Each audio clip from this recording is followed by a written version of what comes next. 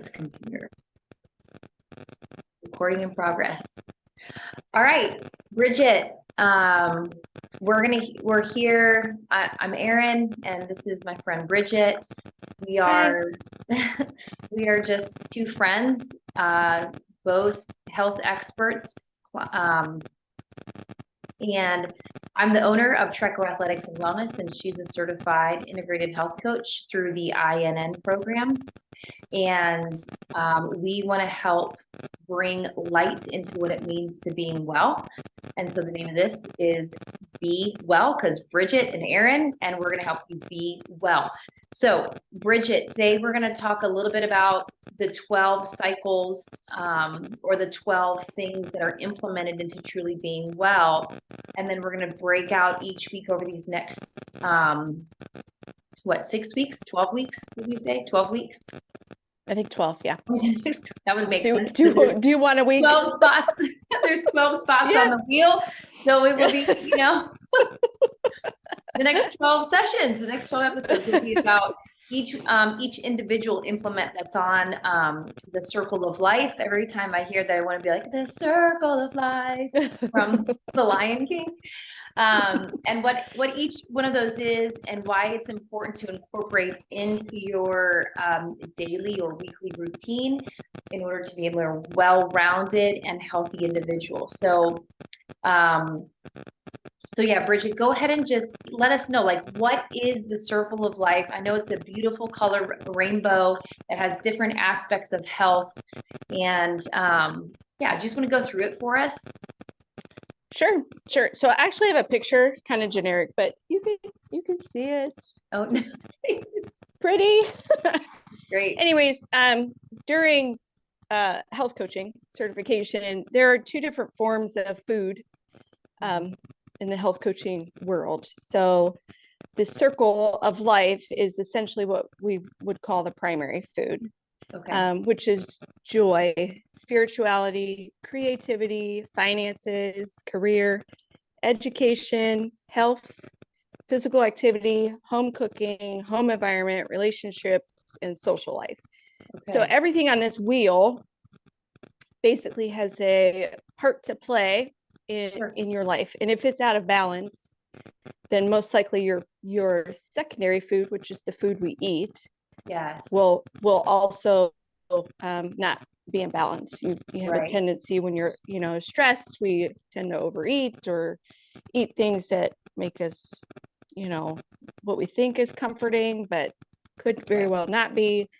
So it's a whole point of incorporating that into your world and just kind of balancing things out. So on the wheel, just to explain kind of how it works, and this will be a tool that I use for my health coaching with clients. You just put a dot on the inside or the outside of the wheel based on where you're at. So the inner part of the wheel, maybe things aren't going so well. Middle part of the triangle, maybe you're okay, but you could, maybe you have some things you might want to work on there. Maybe your finances are a little off that month or something. And then on the outer part of the wheel means it's going well. And that's probably not going to be your focus at that point in time. And it changes. It changes every month. It could change every week for that matter. Okay. So, but keeping these in balance will essentially help the rest of your nutrition. Sure.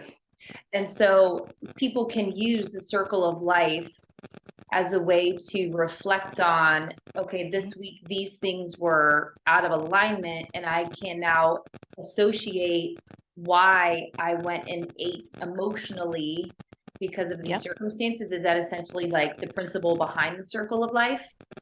Exactly. Yep. Okay. Yep. Perfectly said. Show us the circle of life again. What does that look like? Yeah. Okay. So each one is like a little piece of the pie. And so you said the closer you are to the middle, the more it is a like I don't want to call it a conflict, but it's a stressor in your life, right? It's right. Just it's out of balance at that point. Okay. Does anyone ever stay on the outside? Yeah, I've been I'm on the outside. I think my physical activity is good, but there might be weeks where, maybe I don't feel like I did as well. So it might move in the middle, or, maybe there's weeks and then your home cooking goes so well, and then, something in life happens and you can't. So yeah, there's lots of reasons. I've been all over the board. I've done it quite a few times. I still like to do it. So I think we were talking before a couple weeks ago, everything kind of would have been in the middle for me. Yeah. So it just depends on the person. How often do you revisit the wheel? So you could revisit it as much as you want to. I do it every 3 months. If we were to do like a 3-month coaching program, or a 6-month, we would just kind of do a couple weeks in, kind of quarter the way in, halfway in, and then at the end, so you can compare. Okay, that's great. I love that. I love practical tools that people can use to implement into their everyday life that allows them to see like the bigger picture. I need to be told what to do because I'm always telling other people what to do. So something like that for someone who, is a busy individual with life or with their work, or maybe they're a project manager, maybe they're an entrepreneur, whatever that might look like for someone. And I think at some level, all of us are in charge of other people if we're grown adults, right? Right. And so this is a great way for people just to have a concrete, like, okay, this is kind of where this is out of alignment, and, where I can go back in and find and bring that sort of center point down towards the outside through various tools and other resources that I'm sure you give them to do, right? Right. Or even just conversation, simple conversation, working through like, what might be triggering your social life to be off, or what might be triggering, your relationships to be a little off, and it could be some other aspect of this wheel directly affects the other aspect of the wheel. So how to put those back into balance. Oh, that's very true. Yeah. Do you so like go ahead. Like your finances could obviously, if you're in a relationship with somebody else and your finances are off, that could cause stress between you and your person, So I never even thought how the opposite ones could correlate with each other. Yep. I just think of it as like a spoke of a bicycle too. You know how, if one spoke is missing or if it's bent out, then your bicycle isn't essentially, the wheel isn't going to run it smoothly. And so getting that spoke, back into place so that your wheel can move more smoothly, then that's a great, riding down the bumpy road of life your whole life and you can fix it. Right. I love that. I was going to ask you something else, but I can't remember. What's the first for you when you do the circle of life, or when it comes to like client relationships? And what you're doing really is essentially health discipleship, because health isn't just eating right and exercising. I mean, the 12 components that are on that circle of life really are what keep you well balanced, because we were made for alignment. We were not made for disorder. We were made for order and alignment. And so, health discipleship in all those areas is going to be essential for someone who wants to truly be well, because it's not just about, if I'm eating right and I'm exercising, but my finances are a hot mess, it's going to cause stress and, mental anxiety that isn't going to be resolved until I fix that issue. I can go and exercise and eat all I want, but if I don't resolve that issue, my life is going to be in a little bit of chaos and distress. And that's, not what we were made for. So, no, right. You wanted to talk a little bit specifically. We wanted to talk specifically about health today, correct? Yes, I think that's probably a good place to start. What would be like with your education, your social worker kind of by trade? You've been in the social work industry for how long? 22 years. 22 years. Okay, yeah. That's scary to even say. And you work with end life You do. work with, how people are going to exit this earthly side of their bodies. Right. And so which was kind of the motivation for you to want to get your health certifications. I'm tired, the end of life. I want to help people with the beginning of life, or whatever that looks like, through proper health and nutrition.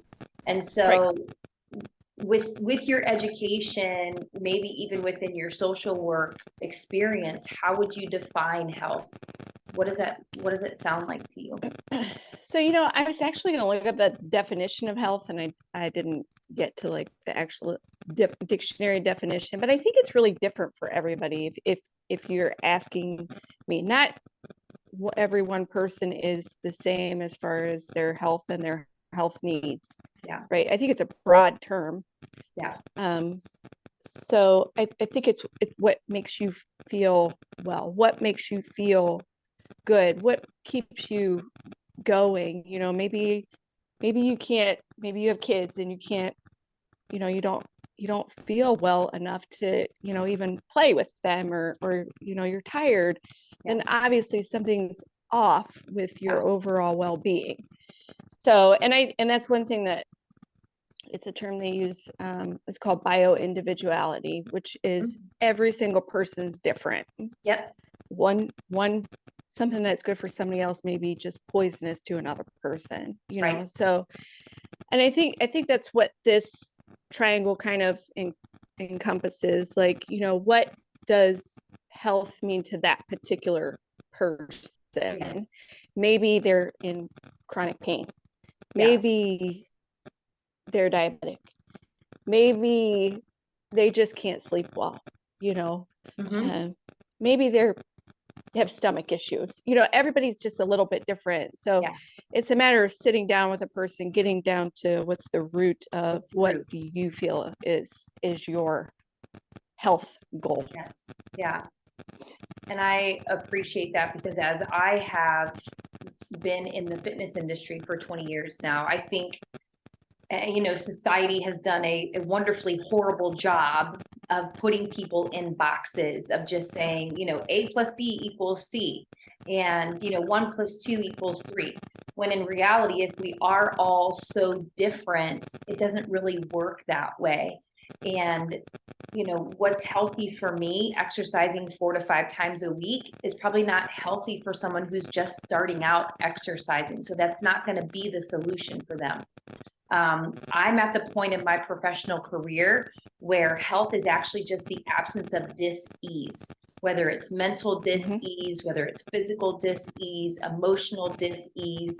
If you break apart the word, dis-ease, you have dis and ease. And ease is how we were meant and we were created to live in ease and in alignment. And so anything that's blocking that is a dis, right? It's not allowing ease. And so health, in my perspective, is just the absence of dis-ease. And I think a lot of people, me personally, I went through this time, when I was doing CrossFit, and we're talking CrossFit, the wellness continuum, where on this side you have health and this side you have fitness. And, eventually you get, more, or maybe, no, I'm sorry, this side is sickness and this side of fitness. And the more healthy you get, the more fit you become. But I think we need to just shift it from fitness to just general health, because 80% of the population, I'm throwing out a pretty general percentage, but you only need to go to an amusement park to see that 80% of the people there are probably general population in America. 80% of the people are over here in America, and they just need to get to health. They just need to get to ease. They just need to get to being well in all 12 areas of that cycle in one way or another. And so we just have, the fitness and the wellness industry and social media and the internet. I mean, there's so many confusing definitions of health. I think if we just hone it down to health is your individual absence of dis-ease, emotional, mental, physical, financial, spiritual, relational, social, all of those things on your wheel. That's how we would define health for you as an individual. And then the beautiful thing is we have people like you who are now, a certified health coach, and myself, that can help people walk out the steps to becoming more healthy. And it's you know, not that we're going to hit every single wheel, you know, spindle on your first visit, because that would be overwhelming. But, you know, at some point, the steps along the way is like, okay, we're going to focus on this one until we're well. And then it becomes a process and a journey rather than, you know, well, here's the solution, you know, maybe go and try it. But it really is just a lifelong process of continuing to pursue health rather than, you know, striving for it in a way that it's an end point rather than it's just a journey. Oh yeah, for sure. Yeah. So would that kind of, would you say my definition then, I mean, obviously yours is very similar, would be something that goes in line with what you have learned through your certification?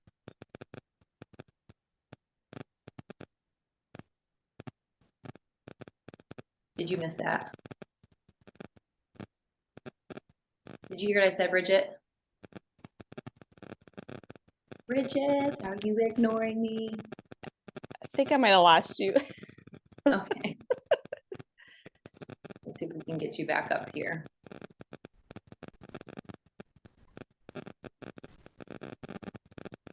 I still have you on my end. Are you there? Hello?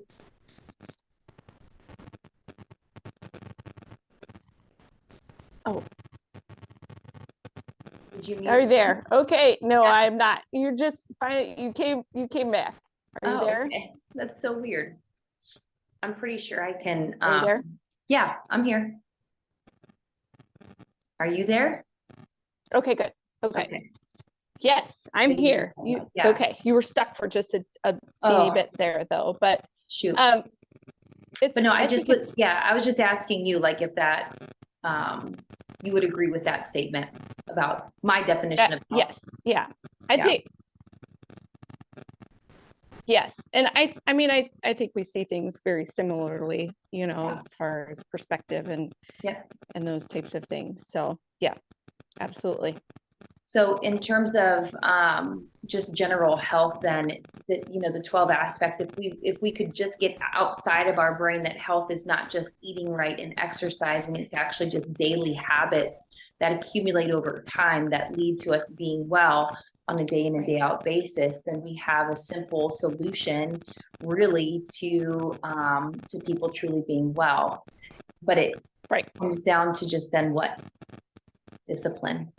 You know, and not making excuses, not giving into, you know, things that we just want to run to because we're too stressed or we can't handle it, or I got in a fight with my friend, or I got in a fight with this person, or my husband doesn't wipe the stove off correctly.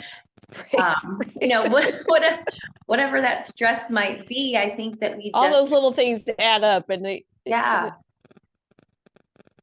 it also just shows you how, as a society, how much we are tied to food as our source.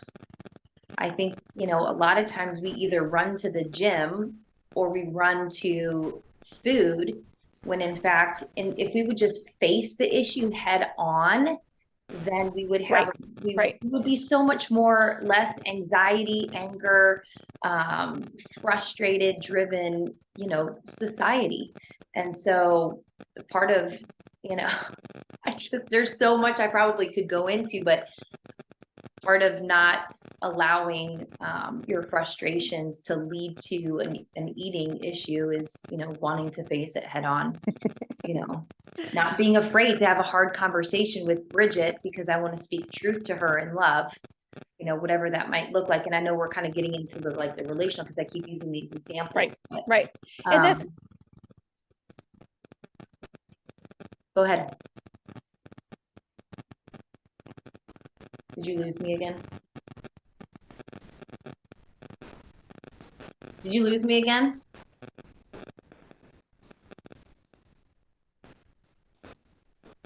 Are you there? I can hear you just fine. Oh, okay. Can you hear me? Yeah, but you were going to say something, so I was just waiting for you to say something. I was.